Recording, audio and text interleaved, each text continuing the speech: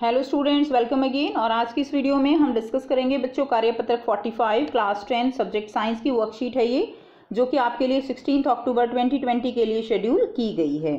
इस वर्कशीट में हम पढ़ेंगे कि मैंडलीफ की आवर्त सारणी की क्या क्या उपलब्धियां थी, यानी क्या क्या अच्छे पॉइंट्स थे जो हमें वहां से पता चले। और मैंडलीफ की लेकिन उनके वर्गीकरण की कुछ सीमाएं भी थी, यानी उसमें कुछ कमियां भी थी, ठीक है, जिसके कारण आधुनिक आवर्त सारणी आई बाद में। ठीक है, अब देखिए मैंडलीफ ने जब आवर्त सारणी पर काम किया तब कितने तत्व ज्ञात थे? 63 तत्व। मैंडलीफ के अनुसार तत्वों के गुण धर्म उनके परमाणु द्रव्यमान का आवर्त फलन होते हैं। ठीक है, मैंडलीफ के अनुसार जो तत्वों के गुण धर्म है उनके परमाणु द्रव्यमान का आवर्त फलन होते हैं। मैंडलीफ की आवर्त सारणी में ऊर्ध्व स्तंभ हैं जो ग्रुप कहलाते हैं। तो यानी ये ऐसे वाले क्या थे? ग्रुप थे। और क्षैतिज पंक्तियां, उनको हम क्या कहते हैं? उनको हम पीरियड कहते हैं। अब देखिए उनकी उपलब्धियां क्या थी और सीमाएं क्या थी। तो हम पहले उपलब्धियों के बारे में पढ़ेंगे। मैंडलीफ ने अपनी आवर्त सारणी में कुछ रिक्त स्थानों को छोड़ा और इस प्रकार ऐसे तत्वों के अस्तित्व का अनुमान लगाया जो उस समय तक ज्ञात नहीं थे।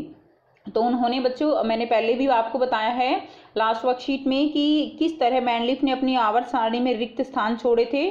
उन्होंने रिक्त स्थान जो छोड़े थे वो इस अनुमान से छोड़े थे कि कुछ तत्व जो ज्ञात नहीं है वो बाद में जब ज्ञात हो जाएंगे तो उनको यहाँ पर रख दिया जाएगा। अब देखिए जो अनुमानित तत्व थे तो वो क्या थे? एका बोरोन उन्होंने नाम दिया, एका एल्यूमिनियम और एका सिलिकॉन। तो बच्चों ये जो एका है ये शब्द, ये संस्कृत का शब्द है और इसका मतलब होता है नेक्स्ट। नेक्स्ट का मतलब अगला। तो एका बोरोन का मतलब क्या था कि बोरोन से जो अगला उन्होंने जगह छोड़ी वो उसका नाम उन्होंने एका बोरोन दे दिया। देखिए बोरोन तो जो है खोज हो चुकी थी, उससे आगे वाला जो तत्व था उसकी खोज नहीं हुई थी, तो उन्होंने क्या नाम दे दिया? उसको एका बोरोन नाम दे दिया। बाद में जब वो वास्तविक तत्व मिला तो उसका नाम क्या था? स्कैंडियम था। उसके बाद इसी तरह एका एल्यूमिनियम दिया गया, उसका नाम बाद में गैलियम रखा गया। एका सिलिकॉन, तो उसका नाम क्या रखा गया? जर्मेनियम रखा गया। तो हम देख लेते हैं कि किस तरह से ये जो जगह थी ये कहाँ पर और कैसे खाली छोड़ी गई थी। सो बच्चों ये है आपकी मैंडलीफ पीरियोडिक टेबल में जो है मैंडलीफ की आवर्त सारणी। इसमें आप यहाँ पर देख पा रहे हैं कि जो ये जगह है, देखिए एक तो स्कैंडियम, गैलियम और यहाँ पर तीसरा क्या है? जर्मेनियम। तो ये स्पेस जो है पहले खाली थे। जब ये तत्व मिले तब इनको यहाँ पर रख दिया गया। तो स्कैंडियम के लिए जो नाम दिया गया वो क्या था? एका बोरोन। गैलियम के लिए जो नाम दिया गया एका एल्यूमिनियम। और यहाँ पर जर्मेनियम के लिए जो नाम दिया गया था वो था एका सिलिकॉन। ठीक है, तो इस तरह से इसमें जो जगह छोड़ी गई थी उनका बाद में जो ज्ञात तत्व थे बाद में ज्ञात हो गए थे उनको रख के इस जगह को भरा गया। नेक्स्ट पॉइंट देखिए, इनके द्वारा अनुमानित तत्वों के गुण धर्मों का अनुमान भी जो है बाद में क्या पाया गया? सही पाया गया। तो गुण धर्म जैसे कि परमाणु द्रव्यमान, ऑक्साइड का सूत्र और क्लोराइड का सूत्र, तो यहाँ पर कंपेयर करके दिखाया गया है। एका एल्यूमिनियम जो है वो क्या है? गैलियम है। तो यहाँ पर परमाणु द्रव्यमान वो 68, 69.7। E2O3 ऑक्साइड का सूत्र जो है वो है, और यहाँ पर बनता है Ga2O3। ECl3 जैसे AlCl3, तो इसी तरह ये बनता है GaCl3। तो यानी इनके बीच में जो तत्व पहले खोजे जा चुके थे और जो बाद में खोजे गए, जो रिक्त स्थान छोड़े गए थे वहां पर जो रखे गए, उनके बीच में समानताएं थी। नेक्स्ट देखिए, मैंडलीफ की आवर्त सारणी में उत्कृष्ट गैसों की बाद में खोज हुई, जो कि उनको पिछली अवस्था को बिना छेड़े बिना नए समूह में रखा जा सका। तो जो उत्कृष्ट गैसें हैं, अक्रिय गैसें हैं, उनकी भी खोज बाद में हुई थी। उन्होंने क्या किया? उन्होंने जो आवर्त सारणी है उसको नहीं छेड़ा और उनको लास्ट में अलग से एक समूह में रख दिया गया। दिखाती हूँ मैं आपको कि किस तरह से उन्होंने रखा था।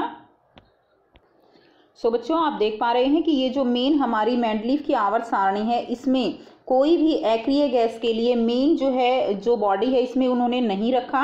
उनके लिए उन्होंने जो है बिल्कुल अलग से एक समूह बना दिया गया था जहां पर उन्होंने अक्रिय गैसों को रखा। इससे क्या हुआ कि जो ये मेन आवर्त सारणी है ये डिस्टर्ब नहीं हुई। मैंडलीफ ने तत्व से बनने वाले हाइड्राइड एवं ऑक्साइड के सूत्र को तत्वों के वर्गीकरण के लिए मूलभूत गुणधर्म माना था। तो ये थी बच्चों उपलब्धियां जो कि मैंडलीफ आवर्त सारणी की हैं। अब हम बात करेंगे कुछ सीमाओं के बारे में। सीमाएं यानी उनकी जो आवर्त सारणी थी उनमें क्या क्या कमियां रह गई। मैंडलीफ अपनी आवर्त सारणी में हाइड्रोजन की सही स्थिति का पता नहीं लगा सके क्योंकि हाइड्रोजन के गुणधर्म क्षार धातुएं जैसे सोडियम, पोटाशियम और हैलोजन जैसे क्लोरीन, फ्लोरीन, ब्रोमीन इनसे मिलती थी। आप सब बच्चों को पता है सोडियम और पोटाशियम की संयोजकता एक होती है, क्लोरीन, फ्लोरीन, ब्रोमीन इनकी भी संयोजकता एक होती है। तो यहाँ पर कंफ्यूजन यही थी कि हाइड्रोजन को इनके साथ रखा जाए या हाइड्रोजन को इनके साथ ही रखा जाए। तो ये स्थिति जो है मैंडलीफ क्लियर यहाँ पर नहीं कर पाए थे। उसके बाद देखिए, क्षारीय धातु की भांति हाइड्रोजन भी हैलोजन और ऑक्सीजन व सल्फर के साथ एक जैसे सूत्र वाले यौगिक बनाता है। जैसे हाइड्रोजन जो है H2 बनाता है, इसी तरह क्लोरीन Cl2 बनाता है, ऑक्सीजन O2 बनाता है। ठीक है, तो यहाँ पर ये चीज़ जो है वो क्लियर नहीं कर पाए थे कि हाइड्रोजन को क्षारीय धातु के साथ रखें या उनको हम जो है हैलोजन्स के साथ रखें। इसी तरह हाइड्रोजन के यौगिक क्या क्या बनते हैं, HCl बनते हैं। अब देखिए सोडियम के यौगिक भी NaCl भी बनता है। तो यानी यहाँ पर सिमिलरिटी किस में हो गई, हाइड्रोजन और सोडियम में हो गई। ठीक है, और यहाँ पर सिमिलरिटी किस में दिखा रहा है, जैसे हाइड्रोजन गैस है वैसे क्लोरीन गैस है, इनमें भी आपस में जो है यहाँ पर समानता हो गई। अब नेक्स्ट देखिए, इसी तरह अब देखिए हाइड्रोजन H2O बनाता है, सोडियम Na2O भी बनाता है। हाइड्रोजन H2S बनाता है तो सोडियम Na2S बनाता है। हैलोजन की भांति हाइड्रोजन भी द्विपरमाणुक अणु है। तो हाइड्रोजन भी क्या है बच्चों, द्विपरमाणुक अणु है। H2 दो परमाणु जुड़ के जो है यहाँ पर एक अणु बन रहा है, तो ये द्विपरमाणिक अणु है। धातु या धातु के साथ अभिक्रिया कर ये सहसंयोजी यौगिक बनाता है। सभी बच्चे जानते हैं कि हाइड्रोजन जो है वो सहसंयोजी यौगिक बनाती है। अब देखिए, यदि परमाणु संख्या को आधार माना जाए तो एक ही तत्व के समस्थानिकों को अलग अलग स्थान पर रखा जाएगा। ठीक है, यदि परमाणु संख्या को आधार माना जाए, बच्चों परमाणु संख्या को अगर आधार मानते हैं तो क्या होता है कि फिर तो हाइड्रोजन को एक ही जगह मिलनी चाहिए। परमाणु संख्या तो हाइड्रोजन की एक ही होती है। यदि परमाणु संख्या को आधार माना जाए, परमाणु संख्या नहीं होगी, यहाँ पर परमाणु द्रव्यमान होगा। संख्या होगी तो फिर तो ठीक है, ये यहाँ पर परमाणु संख्या की जगह परमाणु द्रव्यमान होगा। यदि परमाणु द्रव्यमान को आधार माना जाए तो एक ही तत्व के समस्थानिकों को अलग अलग स्थान पर रखा जाएगा, जिससे आवर्त सारणी अव्यवस्थित होगी। सभी बच्चे जानते हैं कि हाइड्रोजन के 3 जो है समस्थानिक होते हैं। ठीक है ना, ऐसे जो है क्या होते हैं, प्रोटियम, उसके बाद ये ड्यूटेरियम और तीसरा क्या होता है, ट्रीटियम।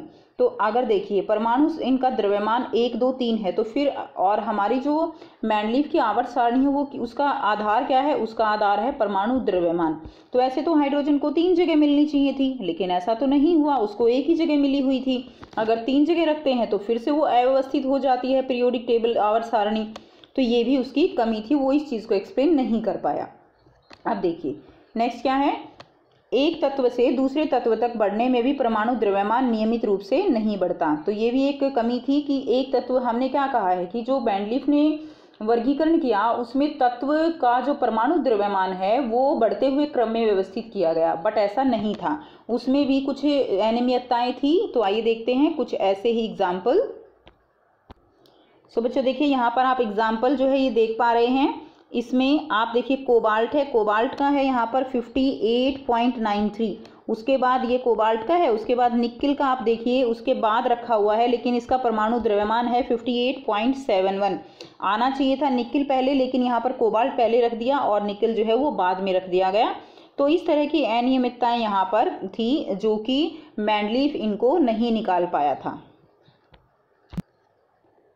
अब बच्चों जब ये अनियमितताएं थी कि बीच में जो है परमाणु द्रव्यमान वो लगातार नहीं बढ़ रहा था, तो अब यह अनुमान लगा पाना संभव नहीं था कि 2 तत्व के मध्य कितने तत्वों की खोज होगी। ठीक है, तो ये अनुमान लगाना संभव नहीं था कि कितने तत्व उनके बीच में आ सकते हैं। तो ये थी बच्चों आवर्त सारणी मैंडलीफ की। अब हम पढ़ेंगे, इसमें कुछ क्वेश्चंस दिए गए हैं, तो वो कुछ क्वेश्चन आपको करने हैं। तो देखिए फर्स्ट क्या है, कौन आवर्त सारणी के जनक जो है वो माने जाते हैं, इन्होंने कौन से गुणधर्म का प्रयोग आवर्त तत्वों को वर्गीकृत करने के लिए किया। तो आवर्त सारणी के जनक जो है वो कौन माने जाते हैं, मैंडलीफ आवर्त सारणी के जनक माने जाते हैं। इन्होंने कौन से गुणधर्म का प्रयोग किया, तो बच्चों यहाँ से लिखेंगे, मैंडलीफ ने तत्व से बनने वाले हाइड्राइड एवं ऑक्साइड के सूत्रों को तत्वों के वर्गीकरण के लिए मूलभूत गुणधर्म माना। तो ये फर्स्ट का आंसर हो जाएगा, ये और ये दोनों जो है फर्स्ट के आंसर होंगे। नेक्स्ट देखिए, मैंडलीफ ने आवर्त सारणी में कुछ रिक्त स्थानों को छोड़ा, वह इस प्रकार ऐसे तत्वों के अस्तित्व का अनुमान लगाया जो उस समय तक ज्ञात नहीं थे। इन तत्वों के नाम लिखिए और यह भी बताइए कि इन्हें क्या नाम दिया गया था। तो देखिए हमने अभी यहाँ पे पढ़ा, तो नाम लिखने हैं आपको, ये नाम लिखिए, एका बोरोन, एका सिलिकॉन, एका एल्यूमिनियम। एका बोरोन किसको दिया गया? सेकेंडियम। एका एल्यूमिनियम गैलियम। सिलिकॉन, एका सिलिकॉन जर्मेनियम। तो ये 3 नाम आप जो है ऐसे लिखेंगे। ये जो है आंसर आपका सेकंड का आंसर हो जाएगा। नेक्स्ट देखिए क्वेश्चन नंबर 3 क्या है? मैंडलीफ की आवर्त सारणी की उपलब्धियां लिखिए और 4th में है मैंडलीफ की आवर्त सारणी की सीमाएं क्या थी। तो देखो बेटा ये उपलब्धियां आपको अलग से दी हुई हैं, तो आप ये पॉइंट जो है ये लिख सकते हैं। ठीक है, मैंडलीफ ने आवर्त सारणी में रिक्त स्थानों को छोड़ा। उसके बाद उन्होंने क्या बताया कि जो उत्कृष्ट गैसें हैं उन्होंने उनको पिछली अवस्था को छेड़े बिना ही नए समूह में उन्होंने रख दिया। ठीक है, और उन्होंने जो रिक्त स्थान जो है इसके द्वारा जो अनुमानित तत्व के गुण धर्म थे उनका अनुमान भी सही पाया गया। तो ये पॉइंट आप लिख दीजिए। 4th में आप सीमाएं लिख दीजिए, आपको अलग से बिल्कुल जो है पॉइंट्स में गिवन है सारी सीमाएं, तो ये आप यहाँ तक जो है इसको लिख दीजिए।